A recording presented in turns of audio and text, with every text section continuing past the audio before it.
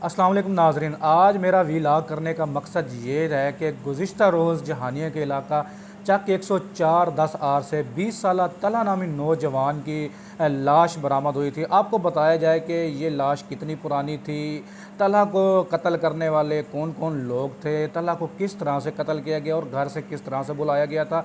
ये तमाम तर तफसीलात जो हम आपको आज इस व्लॉग में बताएँगे।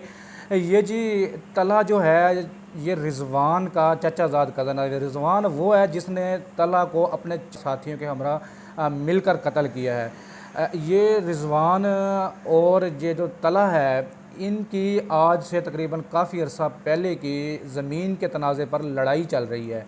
इससे कबल भी रिजवान जो है वो 2 कत्ल कर चुका है। एक रिजवान ने जो है कत्ल किया था एक ख़ातून को, वो भी 105-10 आर की ही रिहायशी थी, और दूसरा मुबैना तौर पर जो इसने कत्ल किया था वो इसका ही खुद का जो है वो सगा चाचा था।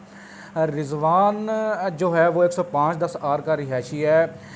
हुआ ये है कि रिजवान, बिलाल और एक लड़का है अदीब और एक इसरार है, इनकी दोस्ती है। और जो बिलाल है इसकी दोस्ती तला के साथ भी थी।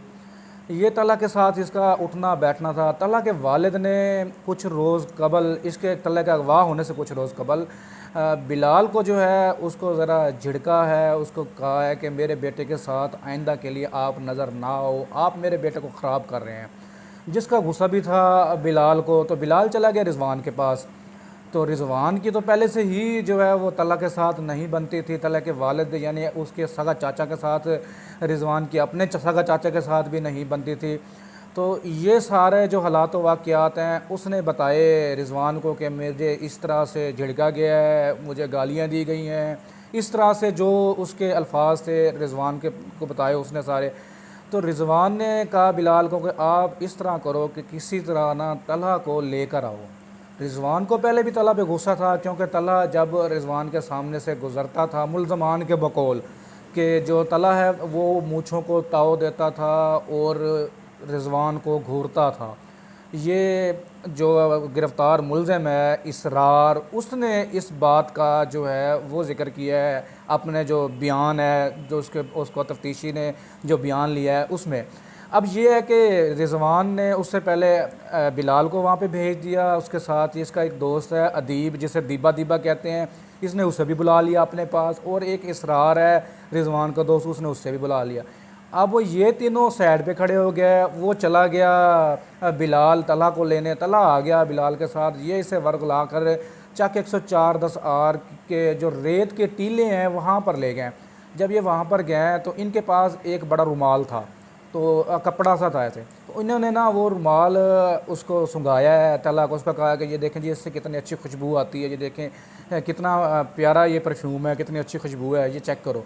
जैसे ही उसने सूंघा तलहा ने तो उसी वक्त वो बेहोश हो गया। जब वो बेहोश हुआ है तो उसके बाद इन्होंने क्या किया, वही जो रुमाल था उससे ना उसका गला जो है वो दबा दिया। गला दबाने के बाद उसको कत्ल कर दिया गया। जब वो कत्ल हो गया तो उसकी डेड बॉडी को अब इन्होंने मसख करना था, गायब करना था। डेड बॉडी को गायब करने के लिए ये उसी रेत के टीले पे चले गए, साथ ही ऊंचा से एक टीला था, वहाँ पे जाकर इन्होंने फिर खुदाई की। खुदाई करके जो तला है उसकी जो डेड बॉडी थी उसमें रेत के टीले में ही जो है वो गाड़ दी। उसके बाद इन्होंने उसके ऊपर मट्टी वगैरह डाल के, ये अब जो रिजवान है ये बड़ा शातिर है। इसने क्या किया है रिजवान ने किया ये कि इसने जो बिलाल है और जो इसरार है इसको अपने अपने घर भेज दिया। इसके साथ अब रह गया अदीब जिसे दीबा दीबा कहते हैं। ये दोनों आ गए चक 105-10 आर के करीब। वहाँ पर आके इन्होंने चक 105-10 आर के करीब ही आके इन्होंने अपने ऊपर ही इसने रिजवान ने अदीब से फायरिंग करवा दी। एक फायर रिजवान वो इसको लगा है, एक फायर रिजवान के बाजू पे लगा है। उसके बाद इन्होंने 15 कर दी। पुलिस आ गई, पुलिस ने हालात वाक़यात देखे। जिसके बाद जो रिजवान है उसको THQ जहानिया गया। उसके बाद इन्होंने ये रेफ़र जो है फिर THQ जहानिया वालों ने उसे आगे निश्तर हॉस्पिटल भेज दिया। जब ये निश्तर हॉस्पिटल चला गया तो पुलिस भी अपने मुख्तलिफ़ ज़ाविये से तफ्तीश कर रही थी पुलिस। और उसके बाद जो तलहा का वालिद है वो जहानिया थाने पहुंच गया SHO के पास। SHO साहब ने बड़ी इसमें कहते हैं ना जहानत का मुजाहरा किया। उन्होंने देखा कि जब 324 की एक पार्टी एफ़आईआर करवा रही है, पार्टी ने एफ़आईआर हो गई है उस पार्टी की, तो अब ये आ गए हैं, इनका भी जो है वो मामला जो है मशकूक लग रहा था पुलिस को, लेकिन पुलिस ने उनके भी एफ़आईआर दर्ज कर दी। उसके बाद मुख्तलिफ़ ज़ावियों से पुलिस की जानिब से तफ्तीश की गई। पुलिस का ये कहना था कि इस तफ्तीश में तकरीबन 15 से 18 रोज़ लगे हैं। दिन रात जो है जो एएसआई है असगर जट, उन्होंने और एसएचओ जहानिया, डीएसपी जहानिया ने दिन रात जो है इसमें अपनी मेहनत की है, स्ट्रगल की है।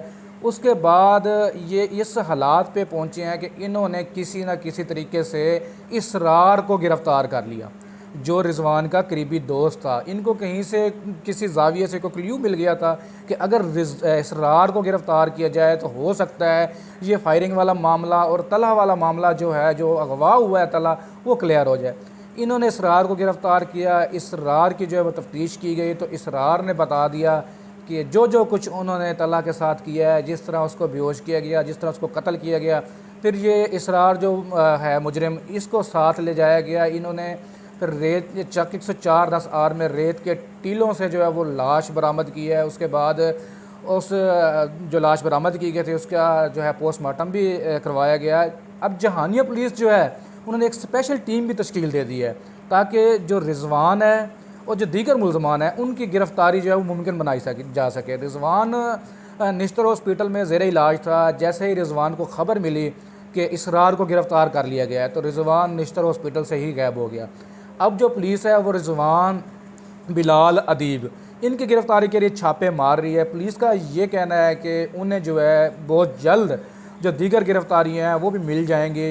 ये थी जहानिया के इलाका चक 105-10 की स्टोरी, जहाँ पर इंतहाई अफसोस के साथ कहना पड़ता है कि सगे चाचे के बेटे ने, चाचा ज़ाद कज़न ने अपने ही चाचा ज़ाद कज़न को सिर्फ इतनी सी बात पे, मामूली सी बात पे कत्ल कर दिया कि ये सामने से गुज़रता हुआ मूँछों को ताव क्यों देता था और मुझे घूरता क्यों था।